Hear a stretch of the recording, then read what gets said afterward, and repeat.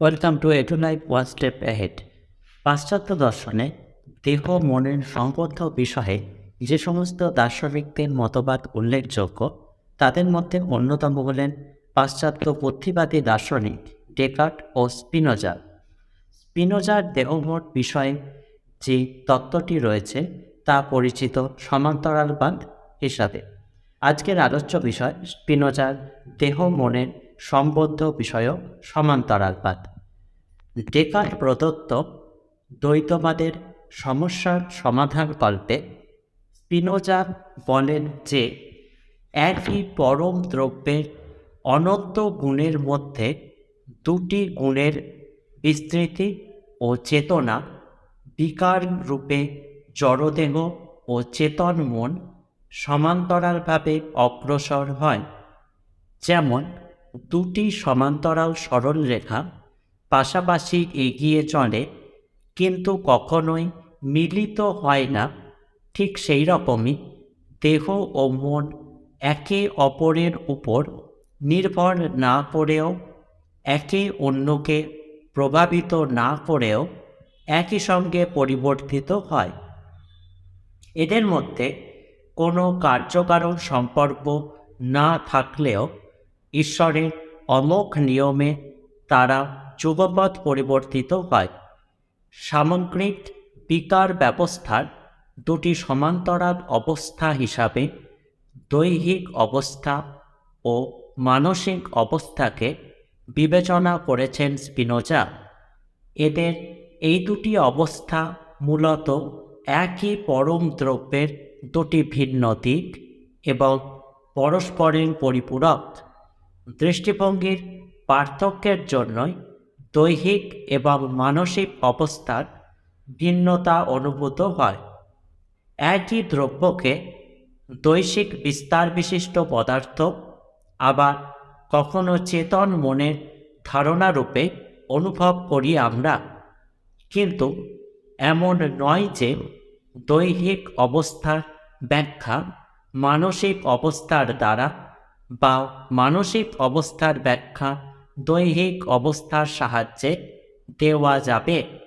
জড়দেহ দৈহিক বিস্তারের বিকার হওয়ায় সেই দৃষ্টিভঙ্গিতে দেহের ব্যাখ্যা দিতে হবে এবং চিন্তার গুণের বিকার হওয়ায় সেই দৃষ্টিভঙ্গিতে মনের ব্যাখ্যা দিতে হবে। স্পিনোজা দেহ মনের সম্বন্ধ বিষয়ক মতবাদটিকে তাঁর গুণ এবং বিকার সংক্রান্ত মতবাদের একটি অনন্য দৃষ্টান্ত হিসাবে উপস্থাপিত করেছেন, কিন্তু তার দেহ মন বিষয়ক মতবাদটিকে পৃথকভাবে বিবেচনাধীন করলে বলতে হয় এর মুখ্য উদ্দেশ্য হল মনের দৈহিক নির্ভরশীলতার উপর জোর দেওয়া। যদি মানব মনকে দেহের ধারণারূপে গণ্য করতে হয় তাহলে একথায় বলতে হয় যে মনের পূর্ণতার ক্রমের অনুরূপভাবে দেহের পূর্ণতা রচিত হয়। দৈহিক ব্যাপার প্রত্যক্ষের দ্বারাই যে আমরা মানসিক ধারণা লাভ করি এই তথ্যটি প্রমাণ করতে চেয়েছেন স্পিনোজা। এই কারণে আপেক্ষিকভাবে অপূর্ণ দেহের চেতনা অপেক্ষাকৃত কম বিকাশপ্রাপ্ত হয়। প্রত্যেক সসীম মনই অসীম সংখ্যক মন ও তাদের ধারণাবলীর অধিকারী চরম ধীশক্তির অংশবিশেষ এবং অনুরূপভাবে তাদের দৈহিক বিকারও বর্তমান। যদি দৈহিক ক্রমটি পরম কারণের দ্বারা পরিপূর্ণভাবে নিয়ন্ত্রিত হয় তাহলে সমান্তরালভাবে মানসিক ক্রমগুলিও নিয়ন্ত্রিত হবে। অনুরূপ মানসিক ঘটনা না থাকলে কোনো দৈহিক ঘটনায় ঘটতে পারে না এবং এই অর্থে মন সব দৈহিক ঘটনাকে প্রত্যক্ষ করে। দৈহিক বিকারগুলিকে মানসিক ধারণার মাধ্যমে প্রত্যক্ষ না করলে দেহের অস্তিত্ব বিষয়ে কিছুই জানা সম্ভব হতো না। একইভাবে যেসব জড়দেহ আমার দেহকে প্রভাবিত বা উদ্দীপিত করে সেগুলির ধারণাও ক্রমানুসারে লাভ করে আমার মন। যেহেতু মানব মন ঈশ্বরের নিয়মে সম্পূর্ণভাবে নিয়ন্ত্রিত হয়, তাই নিজ দেহ বা অপর দেহ সম্পর্কে ততটুকুই সে জানতে পারে নিয়ন্ত্রিত অবস্থায় যতটুকু জানার ক্ষমতা তার আছে। কাজেই সসীম মনের জ্ঞান অস্পষ্ট। ঈশ্বর কর্তৃক নিয়ন্ত্রিত হওয়ায় স্পষ্ট ও বিবিক্তভাবে কোনো কিছু জানার স্বাধীনতা তার নেই।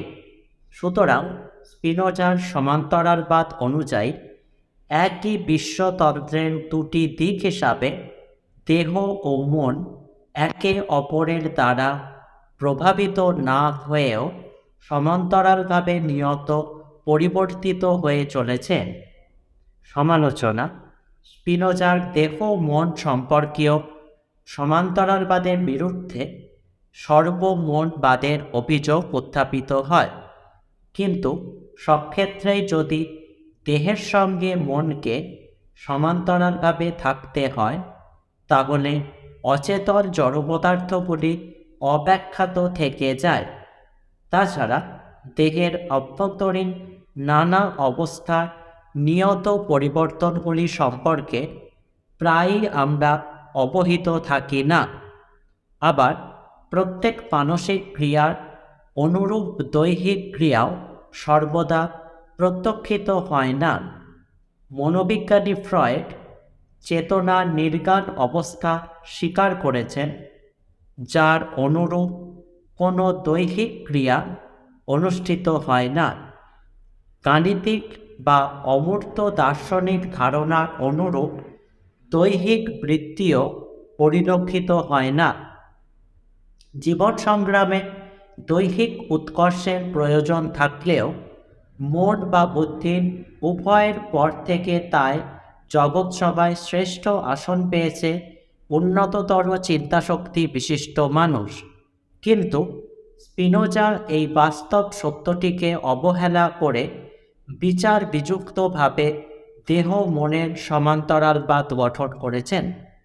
তিনি ঈশ্বরের প্রকৃতির সঙ্গে দেহ ও মনের যে অনিবার্য প্রসক্তি সম্বন্ধ স্বীকার করেছেন, তার তাত্ত্বিক উৎকর্ষ থাকলেও ব্যবহারিক জীবনে এর কোনো উপযোগিতা নেই।